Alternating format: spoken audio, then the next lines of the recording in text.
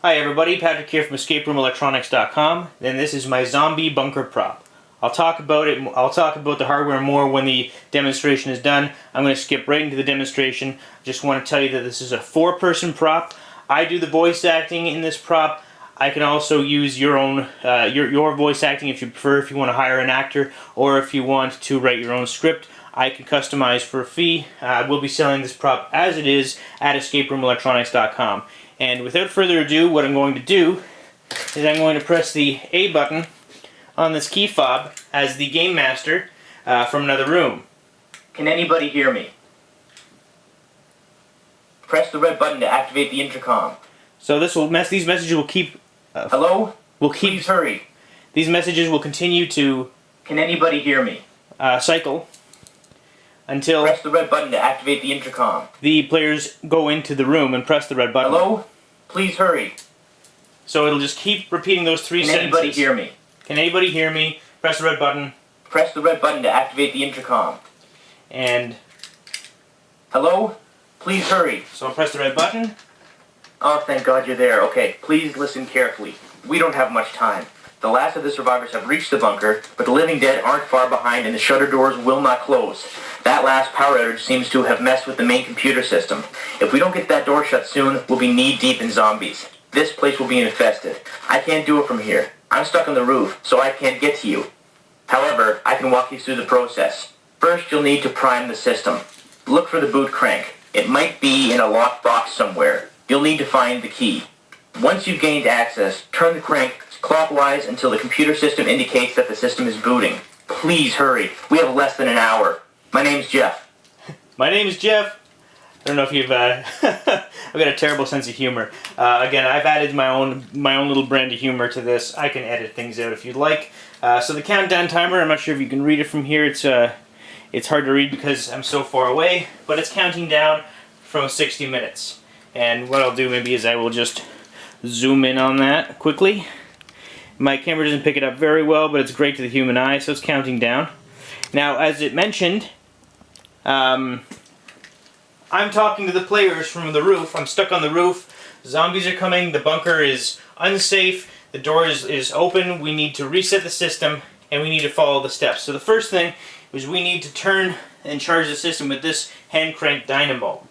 And so ideally you would mount this in a box and have the players find a key to open that box. So let's say that as a player, I finally located and freed this hand crank dynamo, and I'm ready to turn it. If I don't continue turning it, it won't work. Now listen to this. Watch this. System charging. I stop. System charging. I stop. I need to continually turn it. System charging.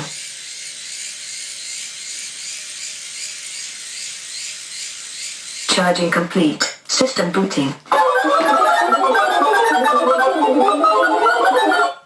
Good work! It seems like the computer system is back up and running.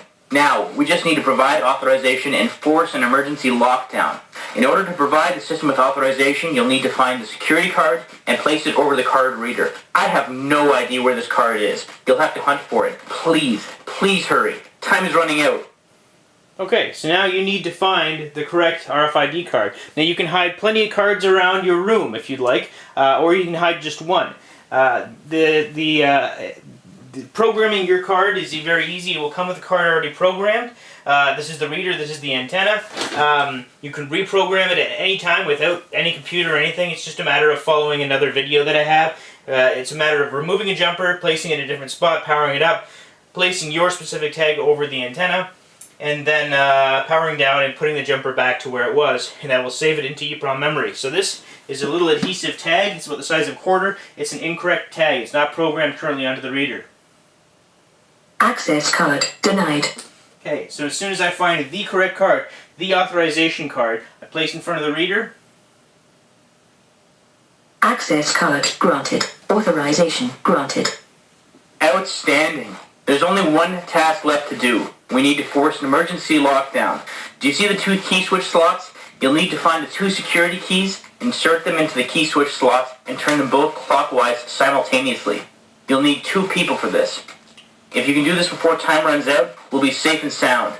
The dead are approaching the building. I can see them. I can hear them. They're so loud. Please, find the keys. Okay, so this is the... we're obviously progressing very fast. We've got 56 minutes and 47 seconds left.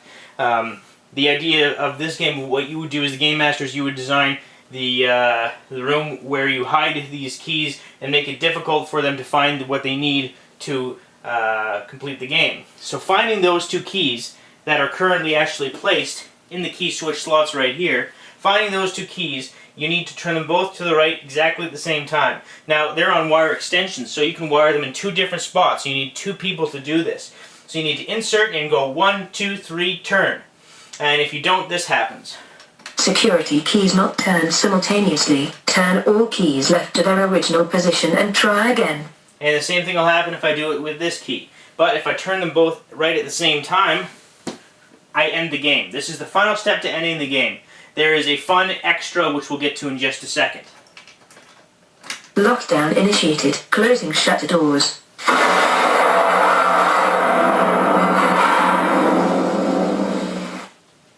You're awesome! You're heroes! You did it! We're safe! Thank you! Thank you so much!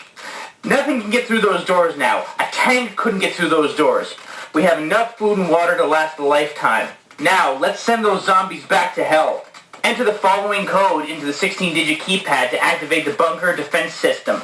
9958. So at this point, we've beaten the game. This is a fun extra for the players to do, essentially. Then we've beaten the game. We're free to leave. The game is over. You are officially a winner. However, if we want to blow the crap out of some zombies, we have to press 9958 on the 16-digit keypad. Now, if I don't enter that combination, let's say enter 123A. Incorrect combination. Enter combination. Now, you might have heard a click there. The click is actually the clicking to power the siren and turn the siren on. However, the siren, it just, take my word for it, you don't necessarily want it for your game. It's included. It's plugged in. You just need to add a jumper, and the siren will turn on when you enter in an incorrect combination. And let me tell you, it's going to scare the ever-loving...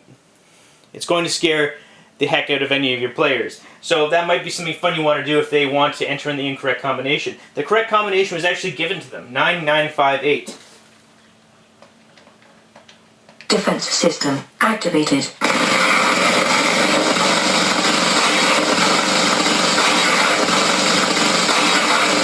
Yeah! Blood and guts everywhere! Stay where you are. I'm coming down to shake your hand. Game over. You win. And that's the end of the game. So obviously I got a little bit overzealous there. Tried to emulate how happy I would be to see zombies being ripped apart by a crazy bunker defense system. Lots of fun sound effects with this prop. What I'll do now is I'll start the game again, and I'll start the game again, and I'll fast forward to when time runs out. You see what happens if you don't finish the game in time. Now, one thing to mention, to reset at this point, what I need to do is I need to press A on the transmitter once and let go. And then what I need to do is I need to turn both switches here back to the original position. And to restart the game, Can anybody hear me? I press A again. Press the red button to activate the intercom. Now I'll fast forward. Oh, thank God you're there. Okay, please listen carefully. I've got the volume turned up and everything. It's all ready to go. Time's about to run out. We're in mid-game. When we're done this, I'll show you the hardware up close, just so you can see what you're working with. What I've got here is I've got it mounted to a piece of plexiglass. You can mount it to whatever you'd like. Everything is completely mountable. Okay, ready? Game over. Oh, God, no. We're too late. They're pouring in. Run. Save yourselves. This place is done for. Game over, man. Game over. Okay, so I got a little bit silly there. A little bit of Bill Paxton going on from Aliens. Again, I can create... sorry, my sump pump's going in the other room. I can add your script. I can even add your own voice actors for a fee if you'd like. So again, this prop requires 4 parts. the last part is optional. It's just kind of fun knowing that you've mowed down a ton of zombies. So I'll just turn back to the main board. I used this piece of plexiglass for another prop. This is where a coin slot module went. It's obviously not there for this prop. You got your 16-digit keypad. There are 4 mounting holes, one on each corner. The siren actually has 2 mounting holes, and it's got a double-sided sticker on the back, so you can literally just stick it to something if you'd like.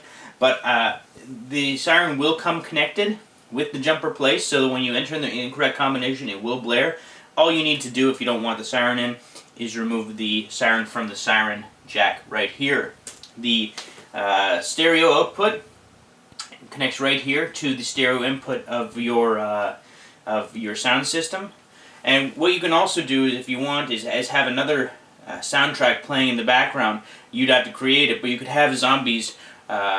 You could have a zombie soundtrack that either you make or you buy, and you could just, as the game master, increase the volume throughout the game.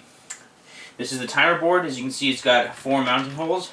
The red LED button that starts the game has a mounting nut on the back of it, and it plugs into the board. It will come plugged into the board. You can unplug it for mounting and plug it back in when you're done. Same with the 2 key switch modules. They have a mounting nut. You can they come plugged to the main board. You can remove them from the plug as long as you plug them back in the exact same way after they're mounted. There is a mounting nut on the back. Let me get you down to the RFID board. Is it going to send me out of focus? It might. So the RFID board plugs in via USB. There are 4 mounting holes, 1 on each corner, and the antenna just needs to be glued to the surface underneath something, underneath the front of your prop. You want to make sure it's not metal. Wood is ideal. You want to make sure that the card is that